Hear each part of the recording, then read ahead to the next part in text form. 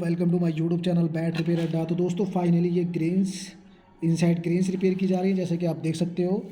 दोस्तों ये grains inside grains जो रिपेयर होती हैं, अंदर से पूरा बैट खुल चुका होता है तब ये इनसाइड ग्रेन्स रिपेयर होती हैं।